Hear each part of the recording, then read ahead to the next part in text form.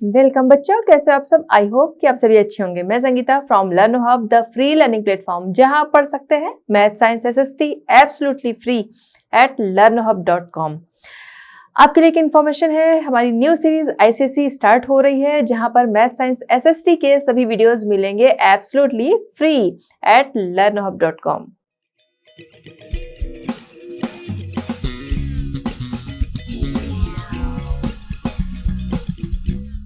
बच्चों, आज हम डिस्कस करेंगे आईसीएसई क्लास 8। टॉपिक हमारा है the industrial revolution and the rise of imperialism.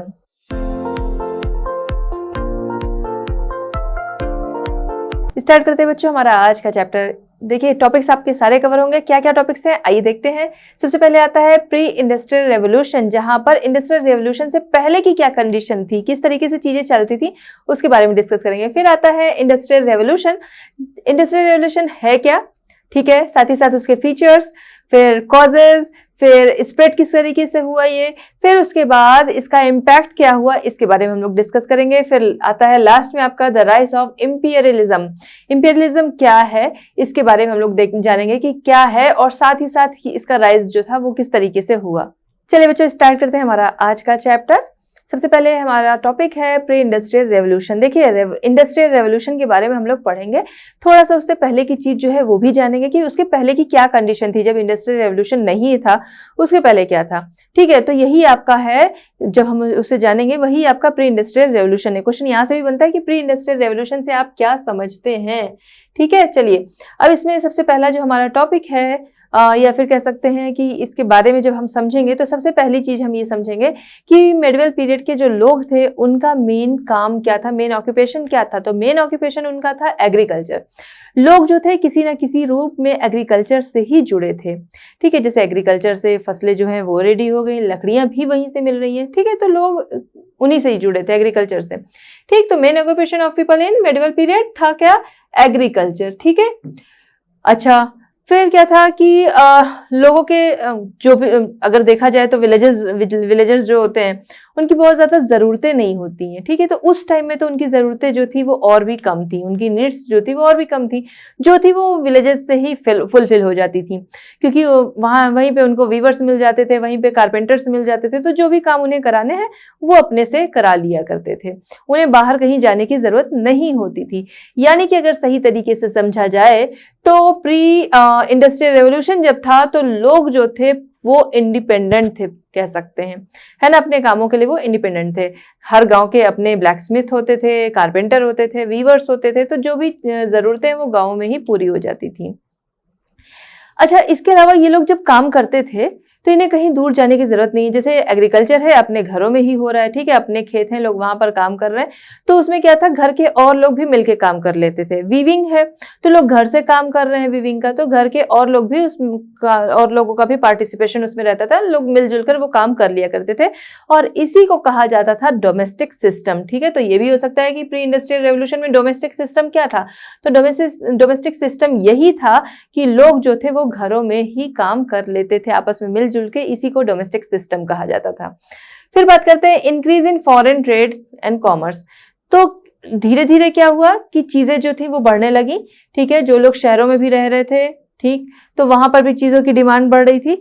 तो इस वजह से हम देखते हैं कि नई नई लैंड की खोज होने लगी, डिस्कवरी होने लगी कि नई लैंड कहाँ से मिल जाए, नए काम कहाँ से मिल जाए। ठीक है, तो यही जो सारी चीजें थी इन्होंने ही राइज किया किसका, फॉरेन ट्रेड कॉमर्स का। ठीक है, इस वजह से फॉरेन ट्रेड कॉमर्स जो था वो बढ़ा, नई नई लैंड, क्योंकि जिससे ज्यादा से ज्यादा प्रोडक्शन हो सके। जब प्रोडक्शन होगा, डिमांड जगह जगह पे बढ़ रही थी, जब प्रोडक्शन होगा तभी वहां पर वो चीज जो है वो अवेलेबल कराई जाएगी। तो नई नई खोजें जो थी उसी वजह से फॉरेन ट्रेड कॉमर्स जो था वो हमने देखा इंक्रीज हुआ। इसी में आगे देखते हैं तो हमने देखा ट्रेड एंड कॉमर्स जो था वो बढ़ता जा रहा था। ठीक है, फॉरेन ट्रेड एंड कॉमर्स बढ़ता जा रहा था, जिसकी वजह से लोगों की डिमांड्स जो थी वो बढ़ रही थी। अब इसी टाइम में एक न्यू वेल्दी मिडिल क्लास जो है उसका राइज होता है। कैसे, क्योंकि धीरे धीरे लोग जो थे वो काम धंधे और बढ़ने लगे थे। ठीक है, लोगों का कांटेक्ट बढ़ रहा था, ट्रेड बढ़ रहा था, तो एक न्यू वेल्दी मिडिल क्लास जो था वो भी आ गया। अब क्या है कि जब ये वेल्दी मिडिल क्लास था तो यानी कि लोगों की डिमांड जो थी वो और ज्यादा बढ़ गई। पहले डिमांड करने के लिए एक जो कह सकते हैं रिच क्लास था, बस वही था। अब जो ये वेल्दी मिडिल क्लास आ गया था ये भी डिमांड करने लगा। तो अब क्या था, डिमांड जब ज्यादा बढ़ने लगी तो लेकिन जो डोमेस्टिक सिस्टम था उससे ये डिमांड जो थी वो कंपीट नहीं हो पा रही थी, पूरी नहीं हो पा रही थी। ठीक है, ठीक, तो गुड्स की जो डिमांड थी वो बढ़ती जा रही थी। पुटिंग आउट सिस्टम, अब इसको हम लोग समझेंगे कि क्या था। तो जब ये डिमांड बढ़ती जा रही थी, चीजें सही से फेस नहीं हो पा रही थी, तो जरूरी था कि एक नया सिस्टम जो है वो लाया जाए, क्योंकि जो पुराना सिस्टम था लोग घरों से काम कर रहे थे, घर के लोग ही काम कर रहे थे। ठीक है, तो कौन कितना काम कर रहा है, लोग देखने वाले भी नहीं होते थे, उनको सामान पूरा अवेलेबल हो रहा है नहीं हो रहा ये चीजें भी नहीं थी। ठीक है, उसके अलावा और ज्यादा वर्कर्स उसमें नहीं आ रहे थे। अब क्या था कि पुटिंग आउट सिस्टम जो स्टार्ट किया गया, इसमें कह सकते हैं कि सुधार के लिए, इसमें डेवलपमेंट के लिए एक सिस्टम जो स्टार्ट किया गया, पुटिंग आउट सिस्टम। ये क्या था, पुटिंग आउट सिस्टम में लोग ये करते थे कि जैसे जो मर्चेंट्स वगैरह हैं वो क्या करते थे कि जो रॉ मटेरियल था एंड वेजेस जो था, तो जो काम करने वाले लोग थे उनके पास ये चीजें पहुंचा देते थे कि उनको उनके वेजेस भी मिल जाते थे और रॉ मटेरियल मिल जाता था। ठीक है, तो जिससे कि वो ज्यादा से ज्यादा प्रोडक्शन जो है वो कर सके, इस तरीके की व्यवस्था जो थी, इस तरीके का सिस्टम जो था वो स्टार्ट किया गया, जिसे कि पुटिंग आउट सिस्टम कहा गया। इसी में फिर लोग जो थे वो काम करने लगे, अपने घरों से भी काम करने लगे, घरों के आसपास कुछ फैक्ट्रीज वगैरह जो हैं वहां से भी काम करने लगे। और यहीं से हम देखते हैं फैक्ट्रीज जो हैं वो फॉलो करती हैं, मतलब कुछ वर्कशॉप, लोग अपने घरों से काम करने लगे और वर्कशॉप से, आसपास कोई वर्कशॉप होती थी वहां से काम करने लगे, जहां पर लोग जो इकट्ठा होकर काम कर रहे हैं, तो जिसकी वजह से क्या है, प्रोडक्शन जो था ज्यादा हो रहा था। और यहीं से फैक्ट्री जो वर्ड है इसकी शुरुआत होती है, जो वर्कशॉप थी यहीं से फैक्ट्री की शुरुआत होती है। ठीक है, तो पुटिंग आउट सिस्टम के बाद हम देख रहे हैं कि आगे फैक्ट्री जो है वो इसे फॉलो करती है। इंडस्ट्रियल रेवोल्यूशन हमारा नेक्स्ट टॉपिक है, चलिए इस पे बात करते हैं। तो इंडस्ट्रियल रेवोल्यूशन की अगर हम लोग बात करें यहाँ पर, तो हम देखते हैं 18th सेंचुरी के मिड में, 18th सेंचुरी के मिड में यानी कि हम देखते हैं 1700 टू 1800 का जो टाइम पीरियड है ये आपका कहलाता है 18th सेंचुरी। अब इसके बीच का जो टाइम पीरियड है, लगभग उस समय में नई नई टेक्निक्स आती हैं। ठीक है, नई नई टेक्नोलॉजीज आती है, नई नई टेक्निक्स आती हैं, जिसने की क्या किया कि पूरी तरह से, अभी उन टेक्निक्स के बारे में हम आगे जिक्र करेंगे, तो उसने क्या किया, पूरी तरह से इकोनॉमिक रेवोल्यूशन ला दिया। और इसी इकोनॉमिक रेवोल्यूशन को हम इंडस्ट्रियल रेवोल्यूशन के नाम से जानते हैं। जिसने क्या किया, 18th सेंचुरी में पहले इंग्लैंड, फिर बाद में अदर जो कंट्रीज थी वहां की इकोनॉमिक कंडीशन जो थी वो पूरी तरह से चेंज कर दी। क्या चेंजेस आए, आइए समझते हैं। The great changes in industry which fundamentally change all methods. ठीक है, इंडस्ट्रीज में सभी फंडामेंटली जो ऑल मेथड्स थे वो चेंज हुए। जैसे कि सभी मेथड्स क्या थे, जो भी मेथड्स यूज होते थे वो हो गए, टेक्निक्स हो गए, ऑर्गेनाइजेशन ऑफ प्रोडक्शन हो गया, डिस्ट्रीब्यूशन हो गया, ये सारी चीजें हम देखते हैं। मतलब एक साथ आपको दिख रहा है ना, ये सारी चीजें चेंज हो रही है, एक तरह का रेवोल्यूशन आ रहा है। और ये सारी चीजें जो थी वो चेंज हुई, और यहीं से क्या होता है, इंडस्ट्रियल रेवोल्यूशन जो होता है उसकी शुरुआत होती है। इन सारी चेंजेस ने क्या किया, इंडस्ट्रियल रेवोल्यूशन लाया, इसी को कहते हैं industrial revolution. Features of the industrial revolution. ठीक है, इंडस्ट्रियल रेवोल्यूशन के फीचर्स के बारे में अब हम लोग जानेंगे। देखिए, सबसे पहली चीज कि अब क्या था कि पहले जो काम, ज्यादातर लोग जो थे एग्रीकल्चर से जुड़े हुए थे, ठीक है, वहां भी मशीनें आ गई, तो लोग जो थे उनका काम जो था वो उनसे छीनने लगा।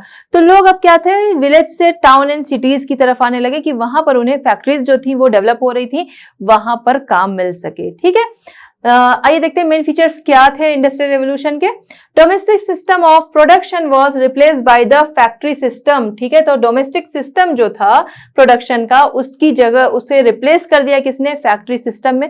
अब फैक्ट्री में काम होने लगा। क्यों किया, क्योंकि अब फैक्ट्रीज में एक साथ चीजें जो थी वो मशीनों से तैयार हो रही थी, तो ज्यादा तैयार हो जाती, और दूसरा किसी न किसी के अंडर में काम हो रहा था, तो काम भी ज्यादा तेजी से हो सकता था।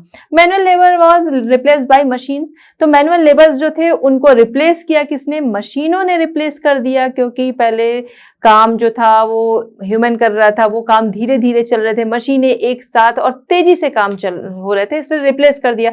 Small scale production gave way to large production. Small scale में प्रोडक्शन हो रहा था जो कि अब लार्ज वे में प्रोडक्शन होने लगा। ठीक है, स्मॉल स्केल में प्रोडक्शन हो रहा था क्योंकि लोग जो थे वो घरों से काम कर रहे थे। ठीक है, एक तो कह सकते हैं कि निगरानी वाले लोग उतने नहीं थे, हाथों से काम हो रहे थे, हर एक चीज थी। अब क्या है कि ज्यादा से ज्यादा लोग भी काम कर रहे थे, एक फैक्ट्री के नीचे कर रहे थे, तो प्रोडक्शन अब ज्यादा होने लगा मशीनों से। Mass production took place in factories rather than in artisans homes. तो पहले आर्टिसंस होम्स जो थे वहां पर काम हो रहा था, अब फैक्ट्रीज में मास प्रोडक्शन होने लगा। पहले सिंपल टूल्स का यूज हुआ करता था और उसकी जगह अब क्या होने लगा, पावर ड्राइवन मशीन्स जो थी, यानी कि बिजली से चलने वाली जो मशीनें थी उनका यूज होने लगा यहां से। ठीक है, तो ये सारी चीजें जो थी हम देख रहे हैं ना कि एक पूरा बड़ा तेजी से आता हुआ रेवोल्यूशन जो है वो देखने को मिलता है। अच्छा, एक और चीज कि यहाँ पर हम देख रहे हैं फैक्ट्रीज जो है वो तो इस्टेब्लिश हो रही हैं, बट इसमें पैसे कौन लगा रहा है, ये सारी चीजें हो कहाँ से रही हैं? तो ये जो प्रोडक्शन था, ये रॉ मटेरियल आ रहा है, फैक्ट्रीज लग रही, ये सारी चीजें करने का काम कर रहे थे जो रिच मर्चेंट्स थे, जिनकी बात अभी हमने किया कि एक मिडिल क्लास जो था वो हमें वेल्दी मिडिल क्लास देखने को मिलता है, वही ये सारी चीजें कर रहे थे। रिच मर्चेंट्स जो थे वो इन चीजों को लगा रहे थे और इसी वजह से, इन चीजों में पैसे लगाने की वजह से ही, कैपिटल लगाने की वजह से ही उन्हें कैपिटलिस्ट कहा गया। ठीक है, यानी कि पूंजीपति उन्हें कहा गया। नेक्स्ट टॉपिक पे आते हैं। नेक्स्ट टॉपिक हमारा है causes of the industrial revolution in England. England में इंडस्ट्रियल रेवोल्यूशन के कॉजेज के बारे में जानेंगे कि किस वजह से वहां पर इंडस्ट्रियल रेवोल्यूशन आया। तो देखिए, हमने बात की थी अभी कि एक नया middle class, wealthy middle class जो था वो सामने आ रहा था। ठीक है, तो अब जब लोगों के पास पैसे ज्यादा होने लगते हैं तो वो क्या करते हैं आप बताओ? वो अपनी जरूरतें जो होती हैं वो पूरी करते हैं, उसके अलावा सोचते हैं इसको हम कहां पर लगा दें जहां से उन्हें और ज्यादा, कहां पर इन्वेस्ट करें जहां से उन्हें इंटरेस्ट जो है वो और ज्यादा मिल सके, ऐसा हर कोई सोचता है। इसी वजह से लोग देखिए गोल्ड ले लेते हैं, प्रॉपर्टी ले लेते हैं, शेयर मार्केट में लगाते हैं, मॉल्स वगैरह खुलवा लेते हैं, शॉप्स खोल लेते हैं कि कहां से उनके पास ज्यादा से ज्यादा और पैसे आ सकें। ठीक है, तो यही चीज यहां पर भी थी। Economic growth and increased foreign trade led to the accumulation of wealth in England. ठीक है, तो जो वहां पर वेल्दी क्लास था तो उन लोगों ने इसी वजह से, जब उनके पास सरप्लस कैपिटल जो थी वो थी, अब वो उन्होंने सोचा इसको कहां पर लगाएं। ठीक है, जिसकी वजह से क्या हो, और ज्यादा उनके पास कैपिटल जो है वो आ सके। तो उसी का रिजल्ट था कि जब वो फॉरेन ट्रेड वगैरह बढ़ रहा है, उनके पास वेल्थ बढ़ रही है, बहुत ज्यादा इनॉर्मस वेल्थ है, तो वो क्या कर रहा है, उसका रिजल्ट क्या रहा कि उन्होंने क्या किया, डेवलपमेंट ऑफ न्यू इंडस्ट्रीज। अब उन्होंने न्यू इंडस्ट्रीज जो थी वो डेवलप की, साथ ही साथ setting up of new factories. New factories के लिए सेटिंग जो थी वो उन्होंने लगाई, जिससे कि ज्यादा से ज्यादा वेल्थ उनके पास आ सके। चलिए इन्हीं कॉजेज में आगे चलते हैं। नेक्स्ट है हमारा स्टेबल गवर्नमेंट। देखिए, कहीं पर अगर गवर्नमेंट जो है वो स्टेबल नहीं है, यानी कि एक गवर्नमेंट है, कुछ टाइम तक उनका रूल है, ठीक है, तो क्या है कि वो जब तक वो नए रूल्स वगैरह बना रहे हैं, नए लॉ लाने की कोशिश कर रहे हैं, तब तक दूसरी गवर्नमेंट आ गई। बट इस समय में इंग्लैंड में क्या था, गवर्नमेंट जो थी वो स्टेबल थी, तो इस वजह से गवर्नमेंट ने ऐसी फेवरेबल कंडीशंस जो थी वो लोगों को प्रोवाइड की, जिससे कि इकोनॉमिक ग्रोथ हो सके। ठीक है, पॉलिटिकल स्टेबिलिटी इन इंग्लैंड, यही बड़ा रीजन था। ठीक है, political stability in England provided conditions that were favourable for economic growth. अब बात करते हैं एग्रीकल्चरल रेवोल्यूशन, ये भी था उसका कॉज। कैसे? एग्रीकल्चर रेवोल्यूशन की बात करें तो इस समय में बहुत सारे चेंजेस हुए, जैसे कि अगर हम बात करें इंडस्ट्रियल रेवोल्यूशन से पहले एग्रीकल्चरल रेवोल्यूशन आया था, कि वहां पर हमने देखा जो छोटी छोटी लैंड्स थी उनको एक साथ मिला दिया गया कि बड़े अगर लैंड पे खेती की जाएगी तो ज्यादा अच्छे से होगी। उसके अलावा अपग्रेडेड सीड्स जो थे उनका भी यूज होने लगा था। ठीक है, इसके अलावा मशीनरी आ गई थी, सबसे बड़ा रीजन था यहाँ पर मशीनरी आ गई थी, जिन्होंने रिप्लेस कर दिया था वर्कर्स को, लेबर्स को, तो जिसकी वजह से लोग जो थे वो इंडस्ट्रीज की तरफ भागे। ठीक है, कि अब उन्हें क्या है, एग्रीकल्चर में काम नहीं मिल रहा था क्योंकि उनकी जगह मशीनों ने ले ली थी, तो वो अब क्या किए कि इंडस्ट्रीज की तरफ, या कह सकते हैं टाउन्स एंड सिटीज की तरफ चले गए। The industrial revolution was preceded by an agricultural revolution through which the use of new agricultural machinery that increased agricultural production began। ठीक है, तो यहाँ से एग्रीकल्चर प्रोडक्शन जो था वो बढ़ता है और यहाँ से जो वर्कर्स थे वो टाउन्स एंड सिटीज की तरफ जाते हैं। Availability of cheap labour. ठीक है, नेक्स्ट कॉज ये है, farmers became unemployed on a large scale due to the mechanization of agriculture। जैसा कि हमने अभी बात की थी कि एग्रीकल्चर में मशीनें आ गई, जिसकी वजह से जो फार्मर्स थे वो अब टाउन एंड सिटीज की तरफ आने लगे। ठीक है, क्योंकि उन्हें एग्रीकल्चर में काम नहीं मिल रहा था। They were forced to move to the cities and work in factories for low wages। अब क्या था कि कहीं भी अगर हम लोग देखें जो काम होते हैं, ठीक है, उससे ज्यादा अनएम्प्लॉयड लोग होते हैं, जिसकी वजह से लो वेजेस पे भी लोग काम करने को तैयार हो जाते हैं। और यही रीजन था कि फैक्ट्रीज को लो वेज पर लोग जो थे वो अवेलेबल होने लगे, चीप लेबर्स जो थे वो अवेलेबल होने लगे, जिसने की फैक्ट्रीज जो थी उनके आगे बढ़ने में हेल्प की। ठीक है, due to which cheap labour increased, और इसी वजह से चीप लेबर जो थे वो इंक्रीज होते गए। इसी में आगे है availability of coal and iron. Coal and iron ये दोनों ऐसे एसेंशियल रिसोर्सेज हैं जिनकी इंडस्ट्रीज में बहुत ज्यादा जरूरत होती है। ठीक है, तो इस टाइम में देखा गया कि नदर्न इंग्लैंड में कोल एंड आयरन जो है उनकी अवेलेबिलिटी जो थी वो बहुत अच्छी थी, और ज्यादा से ज्यादा जो इंडस्ट्रियल टाउन एंड सिटीज थी वो इसी एरिया में थे। तो जाहिर सी बात है कि ये भी उसमें काफी हेल्प करता है, क्योंकि देखिए कोई भी इंडस्ट्रीज ऐसी जगह लगाई जाती है जहां उनके रिसोर्सेज जो है वो आसानी से मिल सके आसपास। ठीक है, चलिए, coal and iron two essential resource for industries were found in abundance in northern England. ठीक है, many industrial towns and cities were in this region. ठीक है, तो ये भी इसका एक कारण था। इंडस्ट्रियल रेवोल्यूशन के अगर हम देखें कॉजेज में, तो हमने अभी बात की थी कि नए नए इन्वेंशन जो थे वो इसका मेन कारण थे। ठीक है, चलिए आइए समझते हैं कौन से मेजर इन्वेंशन थे जो कि इसका कारण बने। चलिए आइए देखते हैं political and social stability in England. England में हम देखते हैं 18th सेंचुरी के दौरान पॉलिटिकल एंड सोशल स्टेबिलिटी थी, जिसने कि लोगों को वो कंडीशन प्रोवाइड की कि लोग जो थे वो ज्यादा से ज्यादा क्रिएटिव हो सके। और इसी वजह से हम देखते हैं जब लोग जो क्रिएटिव हुए तभी नए नए इन्वेंशन हुए, है ना, नई नई क्रिएटिविटी आएगी कि इसको ऐसे कर सकते हैं वैसे कर सकते हैं, ये नई चीज आ गई। इस तरीके से लोगों के अंदर क्रिएटिविटी जो थी वो आई, इन कंडीशंस ने उन्हें क्रिएटिविटी जो थी वो दी। First phase of industrial revolution क्या था? इंडस्ट्रियल रेवोल्यूशन का फर्स्ट फेज था मैकेनाइजेशन ऑफ कॉटन इंडस्ट्री। ठीक है, कॉटन इंडस्ट्री का मशीनीकरण, की वहां पर मशीनों का आ जाना, ये इस रेवोल्यूशन का फर्स्ट फेज था। ठीक है, जिसकी वजह से हम आगे देखते हैं इंग्लैंड का जो मैनचेस्टर था वो सेंटर बन गया कॉटन इंडस्ट्री का। ठीक है, कि यहाँ पर मैकेनाइजेशन होने की वजह से ही इंग्लैंड का जो मैनचेस्टर है वो कॉटन इंडस्ट्री का सेंटर बन गया। ठीक है, this was followed by further revolutionary invention, और यही चीज आगे के इन्वेंशन जो थे वहां पर फॉलो होती गई कि नए नए इन्वेंशन जो थे वो आते गए और रेवोल्यूशन जो था वो बढ़ता गया। चलिए देखते हैं कि क्या इन्वेंशन थे। ठीक है, हम लोगों ने बात की टेक्सटाइल इंडस्ट्री में बहुत सारे इन्वेंशन हुए, क्या इन्वेंशन थे उनको हम देखेंगे। तो सबसे पहले आता है new machines improve the textile industry. New machines जो थी उन्होंने टेक्सटाइल इंडस्ट्री को बहुत ज्यादा इंप्रूव किया। ठीक है, हारग्रेव्स जिन्होंने स्पिनिंग जेनी जो था इसका इन्वेंशन किया। देखिए अब आपको याद रखना है किसने किसका इन्वेंशन किया, क्वेश्चन आ जा सकता है, स्पिनिंग जेनी जो था उसका इन्वेंशन जो था वो किसने किया। ठीक है, तो ये सारी चीजें आपको याद रहनी चाहिए। तो हारग्रेव्स जिन्होंने स्पिनिंग जेनी का इन्वेंशन किया था। स्पिनिंग जेनी क्या था? स्पिनिंग जेनी एक मशीन थी, ठीक है, इनके द्वारा बनाई गई, जो कि काम क्या था कि पहले जब जो आपके यहाँ आपने देखा होगा थ्रेड रील्स होती हैं। ठीक है, थ्रेड रील्स होती हैं, तो उसी तरह स्पिंडल्स होते थे थ्रेड के, जिसमें कि क्या किया जाता था, स्पिन किया जाता थ्रेड को हाथों से। तो अब आप सोच सकते हैं जब हाथों से स्पिन किया जाएगा थ्रेड को स्पिंडल्स में, तो वो काम जो है वो धीरे होगा, और एक टाइम में एक पर्सन जो है वो एक ही स्पिंडल में स्पिन कर सकेगा। बट यहाँ पर क्या है, स्पिनिंग जेनी के आने से क्या हुआ, बहुत चेंज हुआ, जिसकी वजह से हम देखते हैं कि जो बात थी कि वर्कर्स के हाथों, जो वर्कर्स जो थे अब उनसे काम जो थे वो उनके छीनते जा रहे थे। स्पिनिंग जेनी के आने से क्या हुआ कि यहाँ पर आप देख सकते हैं बहुत सारे स्पिंडल्स जो हैं वो एक साथ लगे हुए हैं, है ना। तो अब क्या था कि सिर्फ एक पर्सन की जरूरत थी जो कि इस हैंडल को घुमाता। जब इस हैंडल को कोई पर्सन जो है वो घुमाता जाएगा, इन सारे स्पिंडल्स में एक साथ जो थ्रेड है वो स्पिन होता जाएगा। तो यहाँ पर काम जो है वो एक साथ बहुत सारा हो रहा है और बहुत तेजी से हो रहा है। ठीक है, तो एक तो ये हो गया स्पिनिंग जेनी। नेक्स्ट इन्वेंशन था जॉन केज का फ्लाइंग शटल। फ्लाइंग शटल जिसका कि यूज लूम वगैरह में होता था, इसको लूम में लगाया जाता था, जिसकी वजह से जो बुनाई होती थी, वीविंग होती थी, वो तेजी से होती थी। नेक्स्ट था आपका आर्कराइट्स वाटर फ्रेम। आर्कराइट का बनाया वाटर फ्रेम। यहाँ भी क्या काम था, वाटर फ्रेम का भी काम यही था कि स्पिंडल्स जो थे उसमें थ्रेड को स्पिन करना। यहाँ पर लगभग 96 जो स्पिंडल्स थे वो एक साथ रेडी हो जाया करते थे, और इसकी खासियत ये थी कि ये वाटर से चलता था।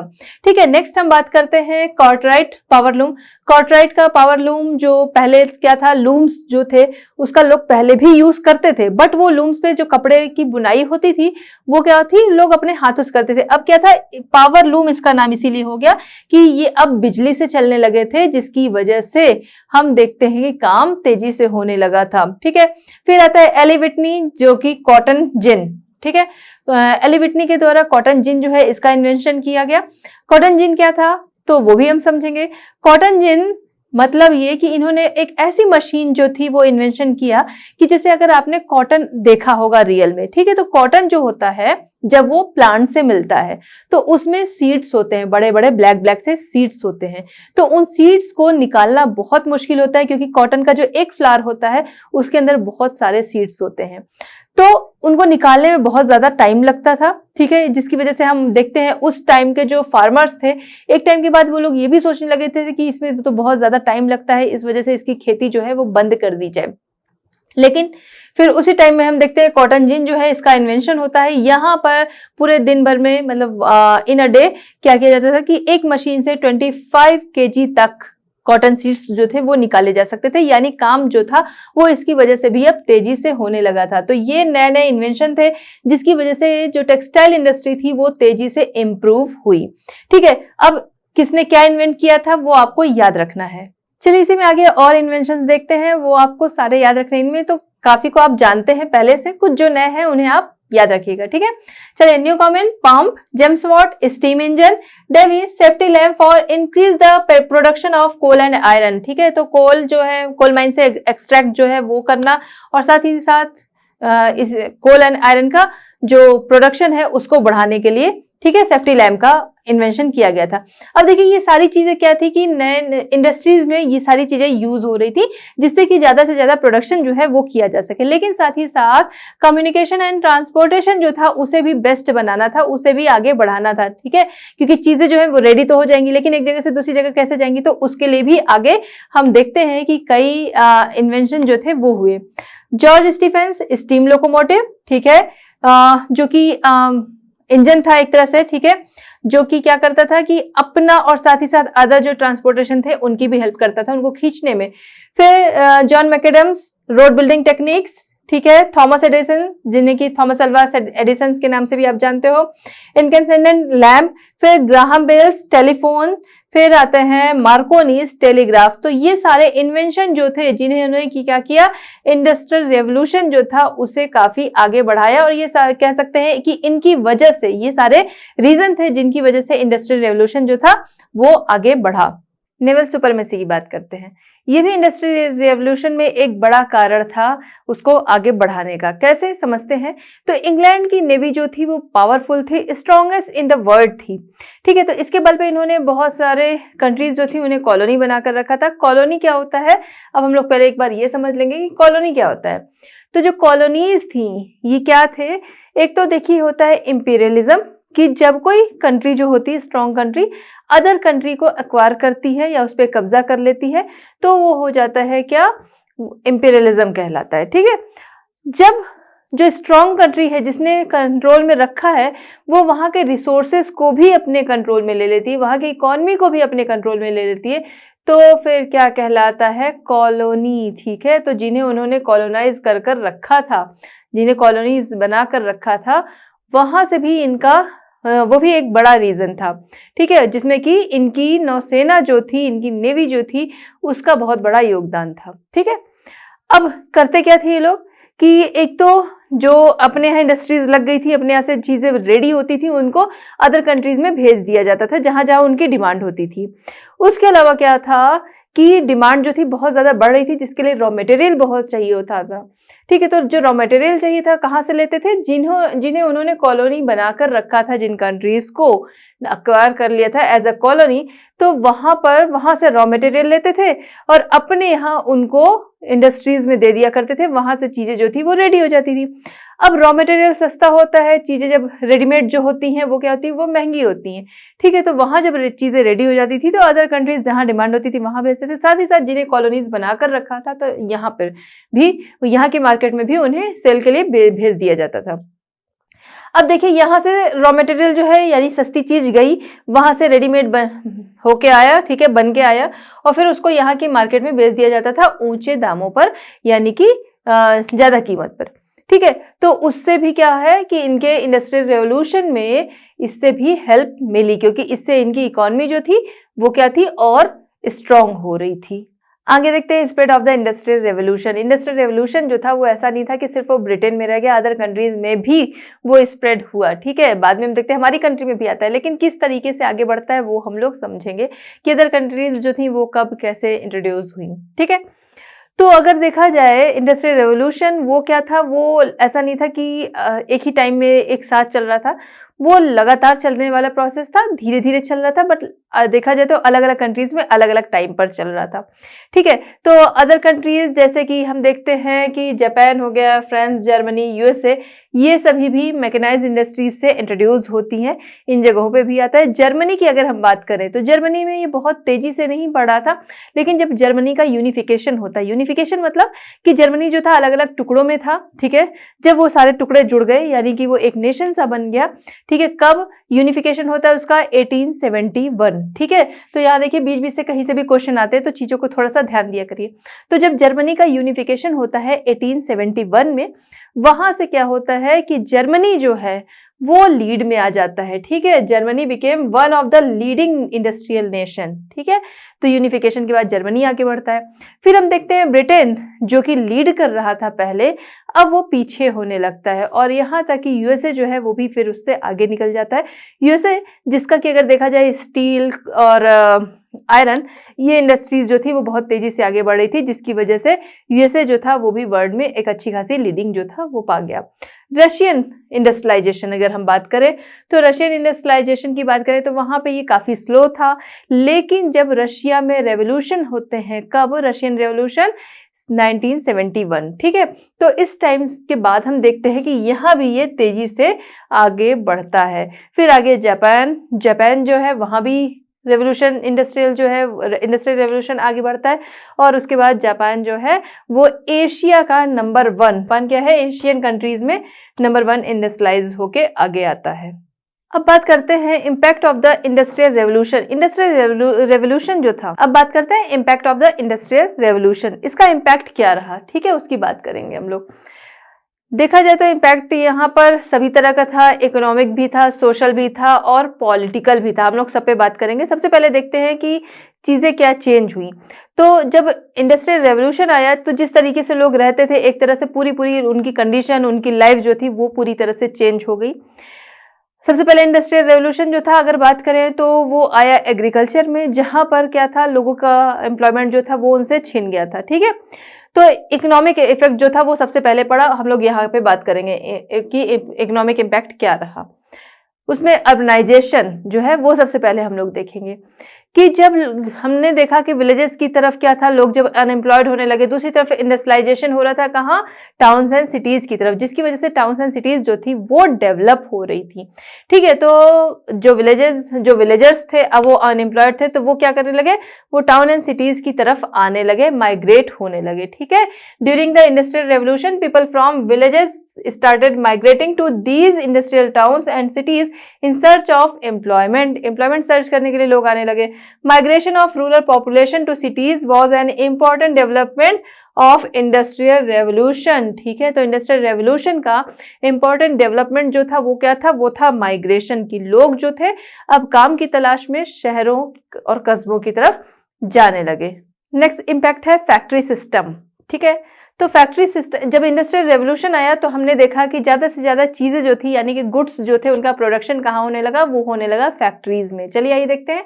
The industrial revolution destroyed the domestic system and mass production of goods began in factories, ठीक है। तो जो डोमेस्टिक सिस्टम था वो डिस्ट्रॉय हो गया, कैसे, या फिर डोमेस्टिक सिस्टम अगर आपको याद होगा कि क्या था डोमेस्टिक सिस्टम, कि उस टाइम में लोग जो थे वो अपने घरों में ही जो प्रोडक्शन था वो किया करते थे, जिसमें कि घर के लोग जो होते थे वो भी उनकी हेल्प कर दिया करते थे। लेकिन फैक्ट्री सिस्टम जो था, फैक्ट्री कॉन्सेप्ट पहले था नहीं, अब फैक्ट्री कॉन्सेप्ट जब आ गया तो ये जो डोमेस्टिक सिस्टम था ये पूरी तरह से एक तरह से खत्म हो गया। ठीक है, work was distributed to people according to their ability. अब लोगों को काम जो था वो किस तरह से दिया जाने लगा, उनकी योग्यता के अकॉर्डिंग काम दिया जाने लगा। पहले क्या था, लोग अपना प्रोडक्शन अपने फील्ड में जैसे हो गया उसी की बेस पे अपने घरों में काम जो था वो शुरू कर देते थे, साथ में लोग हेल्प कराते थे। अब उनको उनकी एबिलिटी के अकॉर्डिंग काम दिया जाने लगा।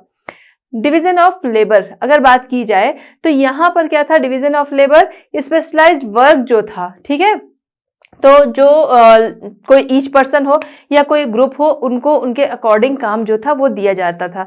अब देखिए यहाँ पर ये इम्पैक्ट जो था, हम लोगों ने बोला फैक्ट्री सिस्टम आया, डिवीजन ऑफ लेबर था, ठीक है, तो ये इम्पैक्ट क्या किया, इसका इम्पैक्ट सीधे सीधे हम देख रहे हैं इकोनॉमिक ग्रोथ जो थी लोगों की या इकोनॉमिक कंडीशन थी उस पर पड़ा। क्यों? क्योंकि पहले लोग अपने काम को अपने से शुरू करते थे, यानी एक तरह से वो इंडिपेंडेंट थे। अब वो क्या हो गए, अब वो डिपेंडेंट हो गए फैक्ट्रीज वगैरह पे, ठीक है, तो इससे इकोनॉमिक इम्पैक्ट जो था वो पड़ा। नेक्स्ट इकोनॉमिक इंपैक्ट क्या रहा, वो रहा कैपिटलिज्म एंड इकोनॉमिक डिस्पैरिटी। ठीक है, कैपिटलिज्म एंड इकोनॉमिक डिस्पैरिटी क्या रहा वो समझेंगे। देखिए, एक तरफ जो हमने देखा कि इंडस्ट्रियल रेवोल्यूशन आया, इंडस्ट्रीज लगाने वाले कौन थे, वो वेल्दी मर्चेंट्स जो थे वो थे, ठीक है। वहां पर काम करने वाले कौन थे, जो पहले इंडिपेंडेंट हुआ करते थे, एग्रीकल्चर वगैरह करते थे, अपने घरों से बहुत सारे काम करते थे, वो अब क्या था, वो इनके अंडर में काम कर रहे थे, ठीक है। तो इंडिपेंडेंट थे बट अब वो डिपेंडेंट हो गए। जो भी वेजेस उनको मिल रहे थे, क्योंकि अनएम्प्लॉयड बहुत ज्यादा था, अनएम्प्लॉयमेंट बहुत ज्यादा था, जिसकी वजह से उन्हें जो भी वेजेस मिलते थे उस पर वो काम कर लिया करते थे, ठीक है। तो अब हम क्या देख रहे हैं, इंडस्ट्रियल रेवोल्यूशन जब आया है तो कंसंट्रेशन ऑफ वेल्थ जो था वो किसके हैंड में था, जो कैपिटलिस्ट थे उनके हैंड में, ठीक है, उनके हैंड में, उनके पास चीजें आ रही थी। यानी कि जो रिच है वो और रिच होता जा रहा था और जो पुअर है वो और पुअर होता जा रहा था, ठीक है। There was a economic inequality. हमने क्या देखा कि एक ग्रुप है जो रिच होता जा रहा है, एक ग्रुप है जो कि पुअर होता जा रहा है, जिसकी वजह से इकोनॉमिक इनइक्वालिटी जो थी वो बढ़ती जा रही थी। और इकोनॉमिक इनइक्वालिटी होने की वजह से जाहिर सी बात है कि सोशल इनइक्वालिटी जो है उसका भी बर्थ होता है ना, क्योंकि हम सोसाइटी में लोगों को फिर उसी अकॉर्डिंग देखते हैं, उसी अकॉर्डिंग ट्रीट करते हैं, है ना, कि ये जो है जो वेल्दी क्लास के होते हैं उनको अलग तरीके से ट्रीट किया जाता है, ठीक है, और जो पुअर क्लास के लोग हैं उनको अलग तरीके से ट्रीट किया जाता है। तो यहाँ पर हम देख रहे हैं इकोनॉमिक इनइक्वालिटी है वो बढ़ रही है, उसकी वजह से क्या था, सोशल इनइक्वालिटी भी आ गई, और जिसने बर्थ दिया किसको, सोशलिज्म को, ठीक है। अभी आगे इसको और हम लोग और समझेंगे। तो सोशलिज्म जो था उसका बर्थ यहाँ से हुआ। Because of the machines people lost their job which gave rise to anger against machines, ठीक है।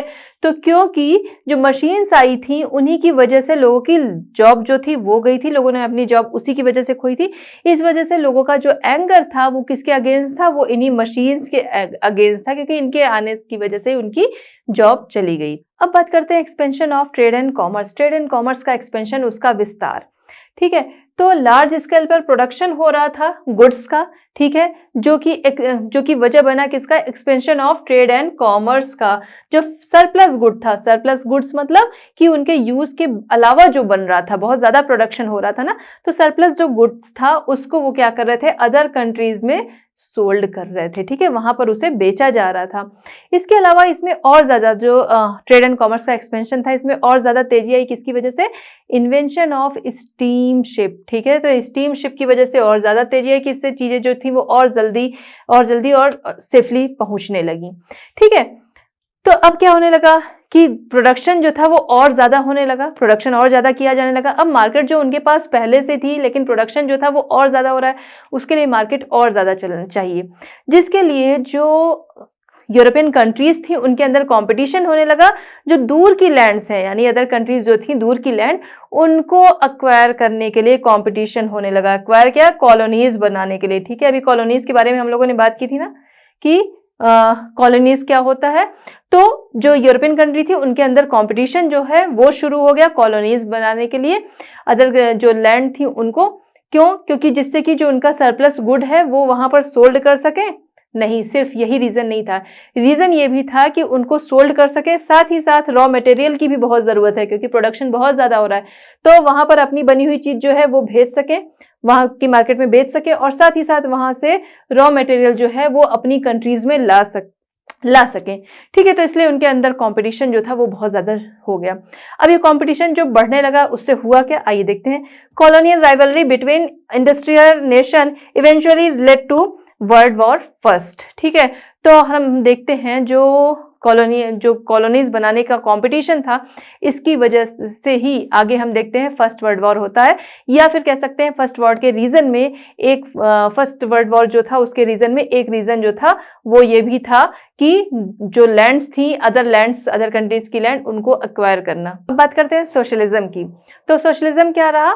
Socialism was a reaction of the evil of capitalism. ठीक है, तो कैपिटलिज्म की जो बुराइयां थी उसका रिएक्शन रहा क्या? Socialism.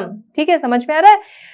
In socialist system people will not be divided into rich and poor. जहां पर सोशलिज्म होगा या फिर सोशलिस्ट सिस्टम जो होगा वहां पर क्या होगा, लोग जो होंगे वो रिच और पुअर में डिवाइड नहीं होंगे, और जो भी काम होगा, ठीक है, जैसे हमने पहले क्या देखा, जो कैपिटलिस्ट थे वो काम करवाते थे, ठीक है, प्रॉफिट जो होता था वो उन्हीं का होता था, और जो लोग वर्कर थे जो काम कर रहे होते थे वहां पर उनका एक्सप्लॉयटेशन होता था। लेकिन अब क्या है कि इसमें कोई भी रिच और पुअर नहीं होगा, सोसाइटी जो रहेगी बटेगी नहीं, तो सभी लोग जो है वो मिलकर काम करेंगे। जो प्रॉफिट होगा यानी जो फ्रूट होगा कि कहते हैं ना कि फल कटेगा सब में बटेगा, तो जो फ्रूट होगा वो क्या होगा, वो सभी में बटेगा। ठीक, यानी कि जो प्रॉफिट होगा वो सब में बटेगा, जिससे क्या होगा, एक्सप्लॉयटेशन का अंत होगा। ठीक, a classless society will be established on the basis of economic and social equality. ठीक है, तो इकोनॉमिक और सोशल इक्वालिटी पे बेस क्लासलेस सोसाइटी बनेगी। पहले क्या था कि हमने बात की थी कि जो इकोनॉमिक इनइक्वालिटी थी जिसकी वजह से सोशल इनइक्वालिटी आई, तो लोग जो थे वो बटे हुए थे, लेकिन यहाँ पर क्या है, यहाँ पर इक्वालिटी रहेगी इकोनॉमिक और सोशल, जिसकी वजह से क्या होगा, क्लासलेस सोसाइटी जो है इस तरीके की बनेगी। Impact of the industrial revolution, इसमें हम नेक्स्ट बात करेंगे सोशल इफेक्ट की। सोशल इफेक्ट क्या रहा? सबसे पहली चीज सोशल इनइक्वालिटी। ठीक है, हमने बात की कि जो रिच थे वो और रिच होते जा रहे थे, जो पुअर थे और पुअर होते जा रहे थे, जिसकी वजह से सोसाइटी में इकोनॉमिक और सोशल इनइक्वालिटी जो थी वो बढ़ती जा रही थी। ठीक है, उनके बीच एक गल्फ सी जो थी वो बनती जा रही थी। Economic inequality between capitalist and poor workers give birth to social and economic inequality. Next क्या था? नेक्स्ट था harsh living conditions of the workers. Workers की जो लिविंग कंडीशन थी वो बहुत बुरी थी। देखिए, माइग्रेशन हो रहा था, इंडस्ट्रीज जो थी वो डेवलप हो रही थी। ठीक है, इंडस्ट्रीज डेवलप हो रही थी टाउन एंड सिटीज में बिना किसी प्लानिंग के। माइग्रेशन हो रहा था इंडस्ट्रीज में काम करने के लिए, वो भी बिना किसी प्लानिंग के। लोग पहुंचते, जो भीड़ भाड़ वाला इलाका था जहां जिसको जैसी जगह मिलती थी वहां पर वो रहने लग रहा था, जिसकी वजह से स्लम्स जो थे वो बहुत तेजी से डेवलप होने लगे। अब वहां पर हाइजीन वगैरह का तो ध्यान रखा नहीं गया। ठीक है, और जिसकी वजह से ब्लैक स्मोक जो था वो बढ़ता रहा, बहुत सारे डिजीज जो थी वो बढ़ती गई, और एपिडेमिक्स जो थे वो आ गए। एक एपिडेमिक अभी हम लोगों ने भी फेस किया। ठीक है, तो उसमें हम लोगों ने देखा डिजीज जो थी होती है बड़ी तेजी से बढ़ती हैं। ठीक है, migration of people of cities without any plan. ठीक है, due to lack of facilities disease took the form of an epidemic. ठीक है, तो जो डिजीज थी उन्होंने एपिडेमिक का रूप ले लिया। Epidemic killed a large number of people. बल्कि 1830s के स्टार्टिंग में देखा जाता है कि मैनचेस्टर जो था वहां पर बहुत सारे लोगों की डेथ हो जाती है इन्हीं एपिडेमिक की वजह से। उस समय कॉलरा जो था वो बड़ी तेजी से स्प्रेड हुआ और उसकी वजह से बहुत सारे लोगों की जान चली गई। नेक्स्ट हम बात करेंगे exploitation of workers. Exploitation of workers बहुत ज्यादा था। जॉब सिक्योरिटी बिल्कुल नहीं थी, जब जिसको मन है उसे जॉब से हटा दिया जाता था। ठीक है, तो workers had no job security. They worked on very low wages. बहुत ज्यादा लोग अनएम्प्लॉयमेंट थे, लोगों को लगता था बस किसी तरह काम मिले और वो करें, तो इस वजह से वेजेस जो थे वो भी बहुत कम थे और उसी पे उन्हें काम करना पड़ता था। ठीक है, and under extremely harsh condition. Harsh condition कैसी थी? जितना हो सकता था उनका एक्सप्लॉयटेशन किया जाता था। 16 आवर्स बिना ब्रेक के उन्हें काम करना पड़ता था, और साथ ही साथ वो स्ट्राइक पे भी नहीं जा सकते थे, किसी से कंप्लेन नहीं कर सकते थे, कोई यूनियन नहीं थी। ठीक है, ये सारी चीजें थी, कोई लॉ नहीं थे। फिर women and children were employed deep dangerous and employed in deep dangerous coal mine. Women and children जो थे वो कहाँ पर उनको लगाया जाता था, उनको जो डीप डेंजरस कोल माइन थी वहां पर उनसे काम कराया जाता था, जो कि इतनी डेंजरस होती है, आज के टाइम में भी बहुत डेंजरस है। तो उस टाइम में बच्चों से और जो विमेन थी उनसे वहां पर काम कराया जाता था। अच्छा, इसके अलावा कोई नुकसान हो जाए तो कोई कंपनसेशन भी नहीं था। अच्छा, चाइल्ड लेबर, उस समय चाइल्ड लेबर का कोई देखा जाए तो कोई रूल लॉ जो था वो था भी नहीं, तो इसलिए बच्चों से भी बराबर काम कराया जाता था और उनको फिर और कम वेजेस देने पड़ते थे, विमेन को और कम वेजेस देने पड़ते थे, है ना। तो इसलिए वो लोग ऐसी जगहों पे विमेन एंड चिल्ड्रन को रखा करते थे। कोई कंपनसेशन नहीं था, किसी की डेथ हो गई, किसी को कोई इंजरी हो गई, कहीं कोई कंपनसेशन नहीं था। तो एक्सट्रीमली हार्श कंडीशन में काम करने की वजह से लोगों के मोरल वैल्यूज जो थे वो डाउन होते जा रहे थे, डिक्लाइन होते जा रहे थे, खत्म होते जा रहे थे। सोसाइटी में जो कम्युनिटीज थी उनके अंदर जो बॉन्डिंग थी वो भी धीरे धीरे खत्म होती चली गई, टूटती चली गई। तो इस तरह से हम देख रहे थे ना, सोसाइटी जो थी, वर्कर्स जो थे, तो किस तरीके से उनका एक्सप्लॉयटेशन हो रहा था, सोसाइटी किस तरीके से टूटती जा रही थी। इकोनॉमिक और सोशल इफेक्ट के बाद हम बात करते हैं पॉलिटिकल इफेक्ट। पॉलिटिकल इफेक्ट क्या रहा, तो सबसे पहली चीज राइज ऑफ द कैपिटलिस्ट जो थे उनका राइज हुआ। अब अगर बात करें हम लोग, इंडस्ट्रियल रेवोल्यूशन जब नहीं आया था उसके पहले क्या ये कैपिटलिस्ट जो थे भाई, तब भी तो रिच थे लोग, रिच और पुअर में डिवाइड थे, तो क्या तब भी ये इतने पावरफुल स्ट्रांग थे? तो आंसर है कि हाँ, तब भी थे। लेकिन जब इंडस्ट्रियल रेवोल्यूशन आ गया तो इनके पास पैसे जो थे, या फिर कह सकते हैं इनकी इकोनॉमिक कंडीशन जो थी वो और ज्यादा पावरफुल हो गई और ज्यादा स्ट्रांग हो गए, जिनकी वजह से ब्रिटिश पार्लियामेंट में इनका इन्फ्लुएंस जो था वो और ज्यादा बढ़ गया। अब पार्लियामेंट के द्वारा जो भी डिसीजन लिए जाते थे वो इनको ध्यान में रखते हुए लिए जाते थे, यानी कि अगर देखा जाए तो इनका डोमिनेंट जो था वो बहुत ज्यादा बढ़ गया था। ठीक है, The Industrial Revolution led to the emergence of the wealthy and powerful capitalist class as a dominant force in the British Parliament। क्योंकि ये लोग क्या करते थे, जब ये ज्यादा रिच हैं तो ये फंडिंग भी करते थे, इस वजह से इनको ध्यान में रखते हुए फैसले लिए जाते थे। नेक्स्ट हम बात करते हैं ट्रेड यूनियंस। पहले क्या था, पहले कोई ट्रेड यूनियंस नहीं थी, जिसकी वजह से बहुत ज्यादा एक्सप्लॉयटेशन होता था। ठीक है, तो जो वर्कर्स थे उन्होंने एक खुद को ऑर्गेनाइज किया ट्रेड यूनियन में। सारे वर्कर्स को वोटिंग राइट्स वगैरह नहीं दिए गए थे। फिर हम देखते हैं कि ऐसा नहीं था कि जो ट्रेड यूनियंस बनी उन्होंने अपनी बातें रखी और सारी चीजें जो थी वो पॉसिबल हो गई, ऐसा नहीं था। जो एम्प्लॉयर्स थे उनके और जो ट्रेड यूनियंस थी इनके बीच में काफी खून खराब हुआ, ब्लडशेड हुआ, और फिर बाद में हम देखते हैं कि आगे उनको कुछ राइट्स मिलते हैं। ठीक है, workers organized themselves into trade unions to fight for their rights and better working condition. तो इसके लिए उन्होंने फाइट की, जिसकी वजह से बाद में जो गवर्नमेंट थी उनको इनकी बातें माननी पड़ी और फिर उन्होंने इनको कुछ राइट्स जो थे वो दिए। अब बात करते हैं the rise of imperialism. Imperialism क्या था? इंपीरियलिज्म जब कोई स्ट्रॉन्ग कंट्री अदर कंट्री को एक्वायर कर लेती है, उसके कुछ पार्ट को, या फिर कह सकते हैं कंप्लीटली उसे एक्वायर कर लेती है, यानी कि अब जो दूसरी कंट्री है इस स्ट्रॉन्ग कंट्री के अकॉर्डिंग ही चलेगी। The rise of imperialism. चलिए आइए इस पे आते हैं।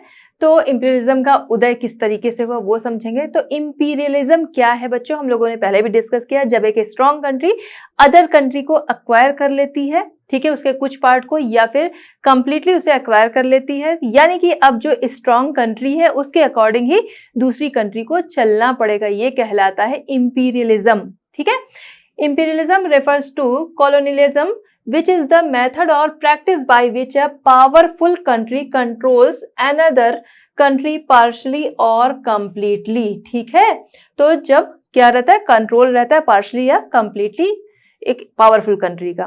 ठीक है, due to the industrial revolution के दौरान अगर हम देखें तो जो यूरोपियन कंट्रीज थी उनमें बहुत ज्यादा कंपटीशन था, किस चीज का, कि जो अफ्रीकन एंड एशियन कंट्रीज हैं उनको कॉलोनाइज करने का। अगर सीधे वर्ड्स में हम लोग समझें तो क्या था कि जो इंडस्ट्रियल रेवोल्यूशन था, क्योंकि यहीं से कंट्रीज को कॉलोनाइज करना इन लोगों ने ज्यादा शुरू किया। ठीक है, तो अगर सिंपल वर्ड्स में हम समझें तो इंडस्ट्रियल रेवोल्यूशन जो था एक तरह की मैडनेस थी, किस चीज की, एशियन एंड अफ्रीकन कंट्रीज को कॉलोनाइज करने की। देखिए, इंडस्ट्रियल डेवलपमेंट जो होता है वो पूरी तरह से डिपेंड होता है किस पे, रॉ मटेरियल पे, साथ ही साथ फिनिश्ड जो गुड्स हैं उनके मार्केट के लिए। ठीक है, तो आइए देखते हैं, industrial development dependent on the raw materials and ready markets for which the colonies were exploited.